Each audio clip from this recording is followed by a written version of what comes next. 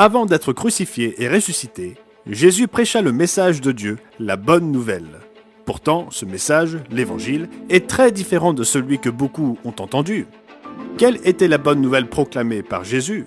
Prêchait-il uniquement sur son sacrifice qu'il ferait pour le monde? Demandait-il aux gens de l'accepter dans leur cœur? Disait-il simplement aux gens de croire en lui? Ou était-ce bien plus que cela? De quoi s'agissait au juste le message prêché par Jésus? Dans cette vidéo, nous allons répondre à cette question en nous appuyant sur les pages de la Bible. Si vous êtes nouveau sur cette chaîne, nous faisons ces vidéos pour expliquer des sujets bibliques d'une manière facile à comprendre. Nous croyons que la Bible est le fondement de la vérité et que tout le monde peut en bénéficier. Alors donnez-nous un like et aidez-nous à répandre la parole. Tout d'abord, répondons à une question importante. Cela fait-il une différence pour Dieu que nous adhérions strictement ou non au même évangile prêché par Jésus et ses apôtres? Eh bien, la Bible affirme que oui. Après la mort et la résurrection de Jésus, il apparut à ses disciples, il leur dit « Allez par tout le monde entier et prêchez la bonne nouvelle à toute la création. Celui qui croira et sera baptisé sera sauvé, mais celui qui ne croira pas sera condamné. » Notre salut dépend de notre volonté à accepter et à croire au véritable évangile, le même évangile que Jésus et ses disciples prêchèrent. C'est pourquoi l'apôtre Paul mit fortement en garde les frères corinthiens de ne pas accepter un évangile différent. Et dans l'épître aux Galates, il prononça une double malédiction en disant « Mais quand nous-mêmes ou un ange du ciel vous annoncerait un évangile différent de celui que nous vous avons annoncé, qu'il soit anathème. Comme nous l'avons déjà dit, je le dis encore maintenant, si quelqu'un vous annonce un évangile différent de celui que vous avez reçu, qu'il soit anathème. » Depuis le 1er siècle jusqu'à aujourd'hui, des ministres spirituellement aveugles ont prêché, selon les mots de Paul, un autre évangile. Non pas qu'il y ait un autre, ils répandirent un évangile différent en ignorant le message même que Jésus prêcha clairement. Ainsi, la Bible dit aux disciples d'être vigilants et de suivre le véritable évangile prêché par Jésus et ses apôtres. Or, quel était l'évangile que Jésus vint prêcher? L'aspect le plus connu de son message est probablement résumé dans Jean 3, verset 16. « Car Dieu a tant aimé le monde qu'il a donné son Fils unique, afin que quiconque croit en lui ne périsse point, mais qu'il ait la vie éternelle. » Jésus-Christ est venu ici-bas pour payer l'amende de nos péchés pour nous et nous racheter de la mort éternelle, et nous devrions en être reconnaissants de tout notre être. Nous ne méritons pas le sacrifice de Christ pour nous et nous ne pourrions jamais le rembourser. Cela nous a été accordé par sa profonde grâce. Mais cet aspect de l'évangile n'est pas la totalité du vaste message qu'il prêcha. Marc 1, verset 14 explique clairement « Après que Jean eut été livré, Jésus alla dans la Galilée, prêchant l'évangile de Dieu. Il disait « Le temps est accompli et le royaume de Dieu est proche.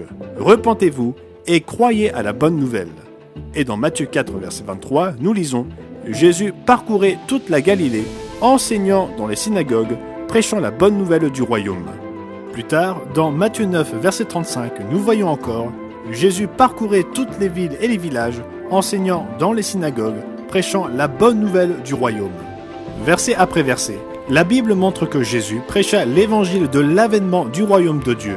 Son message était la bonne nouvelle concernant l'établissement d'un gouvernement tout nouveau.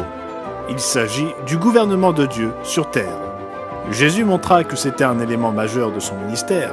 Une foule de gens se mirent à sa recherche et arrivèrent jusqu'à lui. Ils voulaient le retenir afin qu'il ne les quitte point.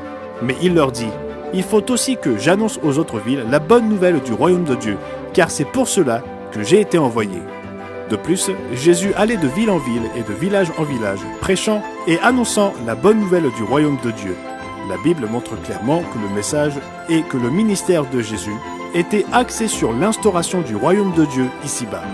C'est pourquoi il enseigna constamment sur le royaume. Il dit à ses disciples « Cherchez premièrement le royaume et la justice de Dieu. » Il enseigna de nombreuses paraboles où il compara le royaume à une graine de moutarde, à du levain, à un trésor caché dans un champ, à une perle de grand prix et un champ de blé. Il parla à de nombreuses reprises de ceux qui entreront dans ce royaume. Il donna même des signes montrant que le royaume serait sur le point d'arriver. C'est avec cet évangile du royaume que Jésus envoya ses disciples prêcher. Jésus, ayant assemblé les 12, leur donna force et pouvoir sur tous les démons, avec la puissance de guérir les maladies. il les envoya prêcher le royaume de Dieu et guérir les malades. Même après sa mort et sa résurrection, Jésus passa du temps avec ses disciples pour leur parler du royaume. Il leur apparut vivant et leur en donna plusieurs preuves, se montrant à eux pendant 40 jours et parlant des choses qui concernent le royaume de Dieu. Ce même évangile, relatif à l'avènement du royaume de Dieu, fut prêché par Philippe, Paul, Pierre, Jacques, Jean et par l'Église du Nouveau Testament. Voilà cet évangile que les apôtres prêchèrent dans le monde entier. Il y aura un royaume, un gouvernement très réel de Dieu qui s'établira sur terre. Jésus-Christ est le roi de ce royaume et il l'établira à son retour. Le livre de l'Apocalypse explique « Le 7e ange sonna de la trompette, et il y eut dans le ciel de fortes voix qui disaient « Le royaume du monde est remis à notre Seigneur et à son Christ, et il régnera au siècle des siècles. » C'est pourquoi Jésus promet « À celui qui vaincra et qui gardera jusqu'à la fin mes œuvres, je donnerai autorité sur les nations. » Non seulement le royaume de Dieu à venir est mis en évidence tout au long du Nouveau Testament, mais de nombreuses prophéties de l'Ancien Testament s'y réfèrent également. En parlant de Jésus-Christ en tant que roi des rois, le prophète Ésaïe dit « Car un enfant nous est né, un fils nous est donné, et la domination reposera sur son épaule. » Zacharie 14, verset 4 décrit Jésus se tenant debout sur le mont des Oliviers, disant au verset 9 « L'Éternel sera roi de toute la terre. » Ainsi, la Bible montre clairement qu'il y a environ 2000 ans, Dieu le Père envoya la parole faite chair, son Fils, Jésus-Christ, ici-bas avec un merveilleux message. Ce message est une bonne nouvelle pour tous. Et de quoi s'agit-il ? C'est la bonne nouvelle concernant le gouvernement parfait à venir de Dieu, l'évangile du royaume de Dieu. Génération après génération, les peuples ont espéré que leurs dirigeants, leurs réformes et leur gouvernement apportent une paix durable, l'équité et la sécurité pour toutes les nations. Tous ont échoué, mais le royaume de Dieu viendra et apportera enfin un tout nouveau gouvernement d'amour, de paix et de prospérité pour toute l'humanité.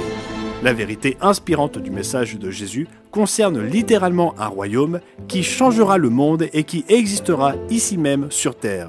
Et ce royaume littéral, qui arrivera très bientôt, aura un roi, un territoire, des citoyens et un code de loi.